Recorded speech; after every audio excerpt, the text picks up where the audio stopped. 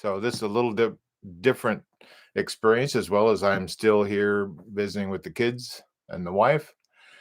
And so we will see how this goes. I am a little on the nervous side, but that just means what I'm about to share is important. So I will go with that. And I've got some controls here. Hopefully, I can see when somebody pops on. Feel free to drop in the comments there and we can chat along the way. Like I said, my first time doing this, and hey, let's get started. Oh, first, you probably haven't seen this much, but this hat right here, and talk about that for a second, is my story hat. It's the same type of hat. It's a Stetson that my grandfather would wear. He's a cowboy and knew how to rope and ride and do all that fun stuff. I spent my summers as a kid there, and he is the one that I learned how to tell stories. He was a very good storyteller, and I guess the reason I put the hat on right now is because I'm going to tell you a little story. A little story about me. Usually it's not Sunday night like it is tonight. Usually it's a Monday night, and it's time for me to go to work, my overnights. That's about an hour and a half away from here. And the hardest thing for me is the heartbreak of leaving the kids. We've got two kids. One will get very upset. He's 6, going on 7. He'll be 7 here in a little while. And he gets very upset, crying, fussing, wanting his daddy, though he is nonverbal and can't really say in words what he's feeling. We know what he's feeling, that he wants daddy to stay. And it's heartbreaking. And then also have a daughter who is the opposite. She has all the words. She can say the words, and she doesn't want her daddy to leave. And she lets me know that she doesn't want me to go. And so that is the heartbreak that I deal with. And the reason I'm here is and voicing this. Didn't know it was going to be this difficult. Is that I know that there are other divorced dads out there feeling this kind of heartbreak when it comes time to either, drop their kids off back at their house, or maybe someone comes and picks them up. For me, I'm the one visiting and then having to leave, and having that, that moment where once I start driving off, I've got the silence, right? The silence, and now it's no longer kids running around asking questions and the beating of feet all around the floors and stuff like that. It's that silence becomes the time when the mind gets to be noisy. And I've often said that I have an unquiet mind. And I have an unquiet mind. I have a noisy mind, especially during those times when something strong emotions like the heartbreak of not being able to fix. I'm a man. I want to be able to fix that, and I'm not able to. And so tonight's session is about that. It's about, feeling that heartbreak, that deafening silence that happens once the kids leave. That's what we're talking about tonight. And I was I was thinking earlier, I've got some notes. That's why I look down once in a while.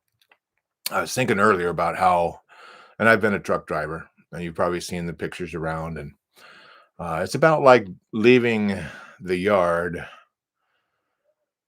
and in the big rig, right? And you're pulling out of the yard, and you look in your rear view mirror, and your heart is sitting back there in the lot. And that's kind of what that's like, is pulling out of that yard, and your heart's still in the yard, and you're pulling away. And you've got to deliver the load, you got to go do the work, you got to go do the things that need to happen in life. And so that's my little story. Why we're here, I call that the Sunday blues. You can call it, I mean, whatever day it is. I'm sure other dads have experienced this, and that's why I'm going live tonight, is to help other divorced dads who felt the heartbreak, who know about what this is all about. And it's the silence, the ache, sometimes even the guilt that that's there. It's tough and it's deafening. Look, I'm not sitting here thinking I'm all perfect. I'm not. This is a messy me, and somewhere in that mess, I found a message that I would like to share with you all, and that's what I'm doing here in this live. Um, and I'm now leading a convoy. I'm kind of the lead rig in a convoy that we call the Divorced Dad Support Group. And I call it a convoy because what we do in that support group is when there's a divorced dad, I call them div dads, when they've pulled off the side of the highway of life and they're struggling, they're not able to keep driving. Well, there's a few of us that have some tools that have had some experiences from way back, and we're able then to pull off with this divorced dad and help him, whether he needs to vent or whether he's asking for some sort of advice. Maybe there's a question that comes up, and I've gotten quite a few of these questions over the last 8 or 9 months that I've been the lead rig in this convoy. And I thought I'd share some of those questions in tonight's Sunday Blues special that we're doing here on YouTube. Uh, Here, I'll read one of them. How do you deal with the heartache? How do you deal with the heartache of leaving your young kids? Oh, see now that I just told the story about my young kids being 6 and 8, and how it tears at my heart, and how I look in the rearview mirror and I see my heart still back there in the driveway. That's what it's like. It's tough. It's not an easy thing. And so to answer that question, where's the focus? That's my first thought. Is where is the focus? Is the focus on the loss? Or maybe the focus could be on how what you're doing away helps you to come back even stronger. Are there things that you can do as a dad that can help you feel connected? On my lunch break, on breaks that I have at work, I'm video chatting with not only just my wife, yes, we're separated right now, but with the kids and at bedtime normally. And so I get to have that extra connection. And I know not every divorced dad has that opportunity. I know that can be tough. But where's your focus? Is it in the loss, or is it in the possible gain that you could have by doing something extra, something that could keep that connection alive? That's To me, that's the thing to look for, is a way to connect in today's world. Like right now, I'm live streaming from a place. I'm not in a stadium. I'm not in a physical place where I'm looking at folks. And it's kind of different for me to look at the camera up here and imagine that I've got an audience, which somewhat I've got to be able to do. And it's not easy.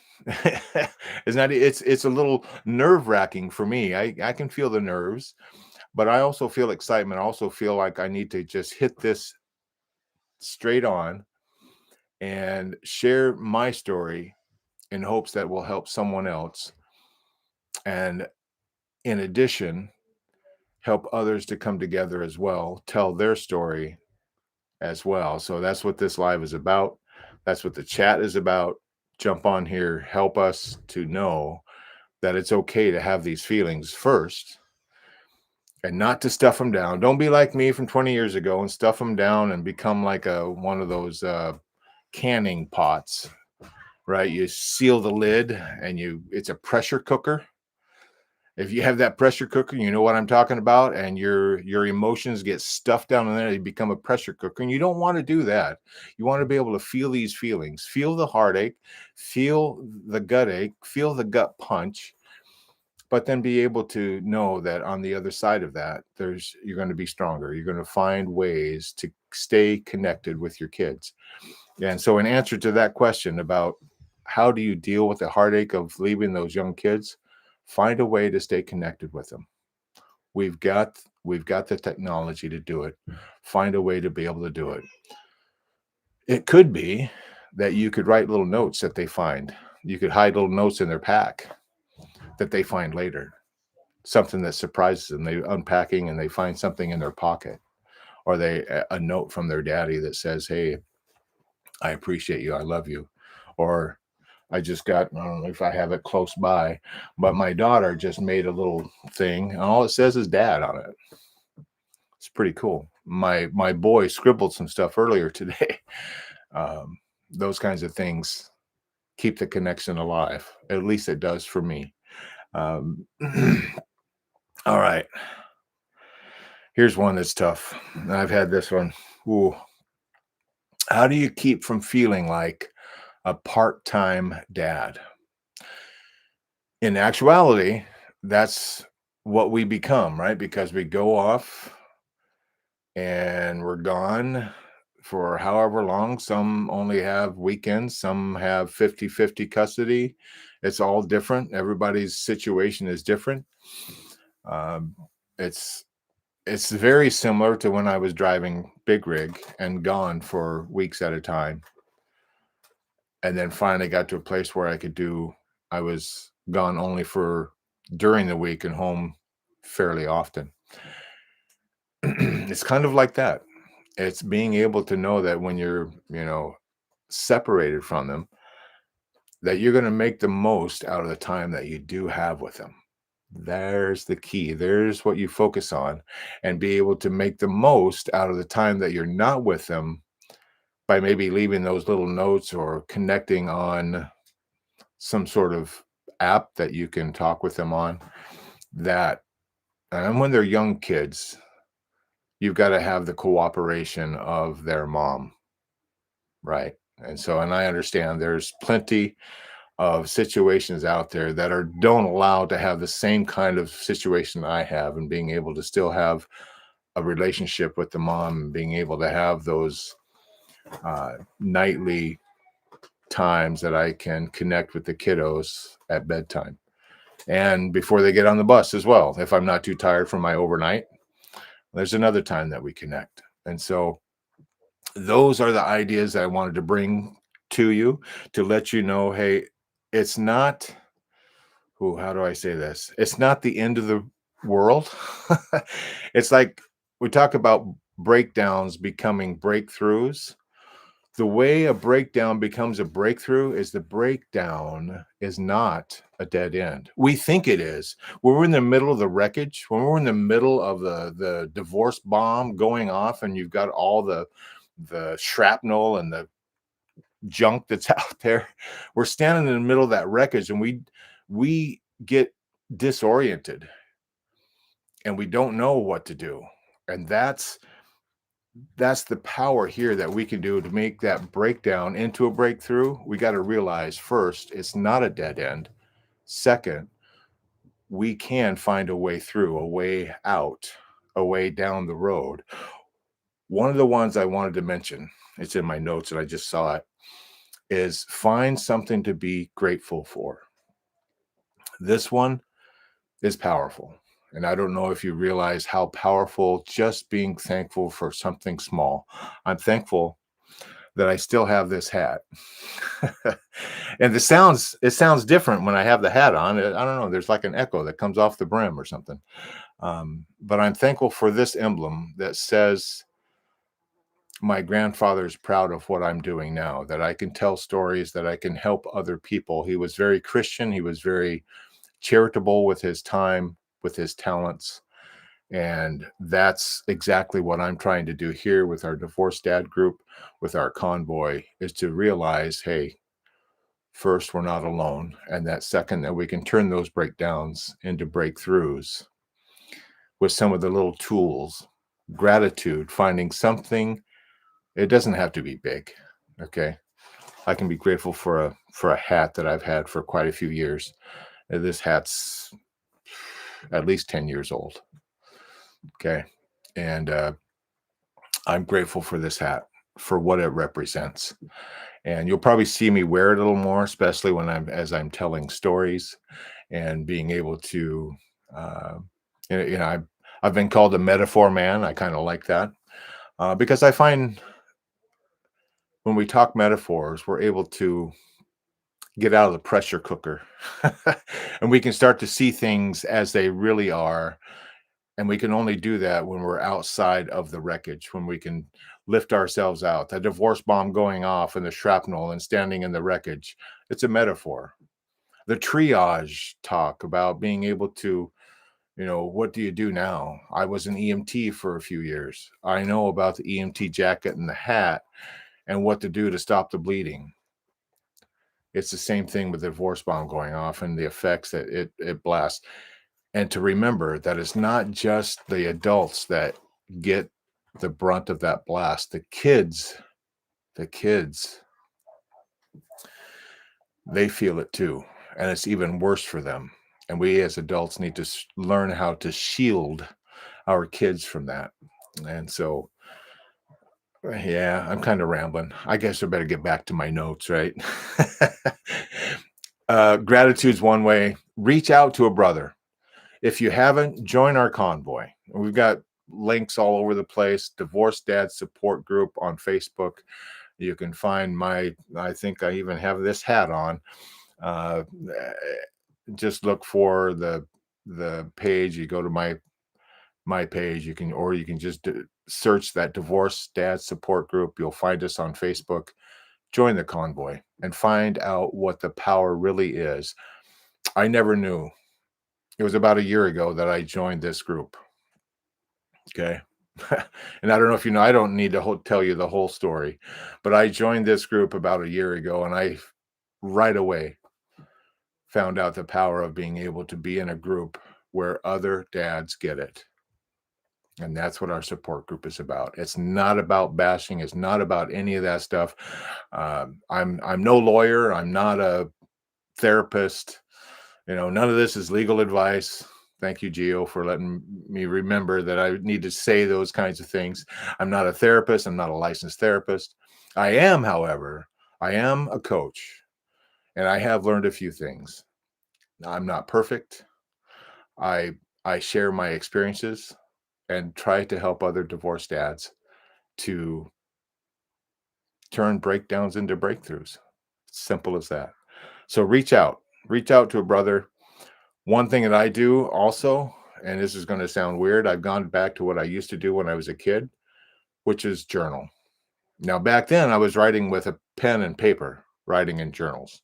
And I did a lot of writing. I did poetry. I did all kinds of, the classic Dear Diary, I was the one doing that. Okay. I've been a writer back then. I wrote different poems. Even with my high school sweetheart, I wrote some poems and so on and so forth. My wife is now probably thinking, "Oh, where's my poems?" But in any case, I'm going back to that and finding those things, those hobbies, those things that light me up on the inside. And that's another way to be able to overcome the heartbreak, to overcome the Sunday blues of having those kids leave or leaving the kids, whichever way is happening for you. Um, Another thing I've learned is whatever that ache is, feel it. You can even name it. I don't know. If you want to name it Sunday blues, name it.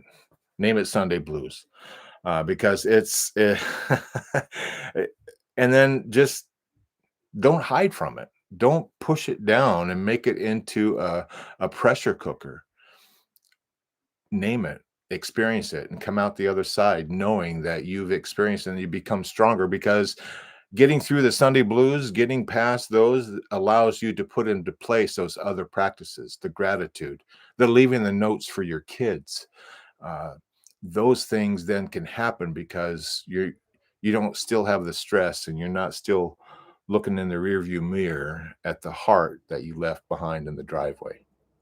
Because if you spend all your time doing that, you won't be doing the things that could make a difference for not only yourself, but for your kids. Wow. I didn't know I was going to do all that kind of spiel right there. It's powerful. I appreciate it. If you listened and watched to this point, I appreciate you. Drop a heart, join the convoy, subscribe to our channel. You'll find out that I have a big heart I love what I do. This is a passion project of mine that is turning into something bigger than I ever imagined. And I hope, and my prayer is that you also can join us in our convoy, feel the magic of what happens when you can connect with other brothers, other divorced dads that are experiencing the same kinds of things that you are. And some of us are going to have experiences that we can share to say, hey, have you tried this? Have you tried leaving that little note? Did you write a little poem for your kid to see? Did you, hide it in a pocket or hide it in their pack? Do something fun with them. That right there becomes magic, not only for the kids but for yourself. So there you go. I love you guys. I appreciate you.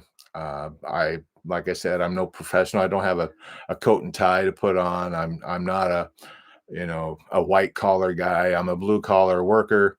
I have this passion project that I want to be able to bring other divorced dads into.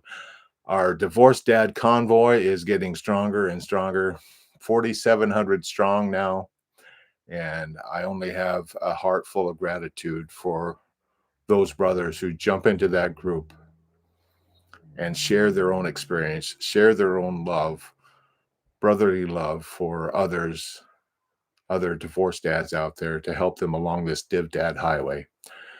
It's not an easy highway to drive. It's not one that I don't think any of us really signed up for. When we got married, we didn't sign up for the being, driving down this divorced dad highway at all. I don't pretty sure we didn't. It's not their first thing, but you know what? We can make the best of the highway that we're driving. And this Sunday blues exit, let's make the most of it. Y'all have a great rest of your evening. Football is on. I've got my Mariners tonight that I'm probably going to try to watch. I've got some exciting things sports. I am a sports nut. Those of you that know what I'm talking about, it's one of my hobbies that keeps me pumped up. In fact, I've got all kinds of metaphors, but we'll leave that for another day. Love you guys. Like I said, subscribe to our channel. Divorced Dad Support is the channel. Divorced Dad Support group on Facebook is our convoy. Love you guys. I'll see you tomorrow night. Actually, I got another little live stream that we're going to do tomorrow night. If this has helped, share it with someone. Share it with someone that needs this. Appreciate it. Now, how do I end this thing? Hey, look, it's end stream. Y'all have a great rest of your day. End. Bye.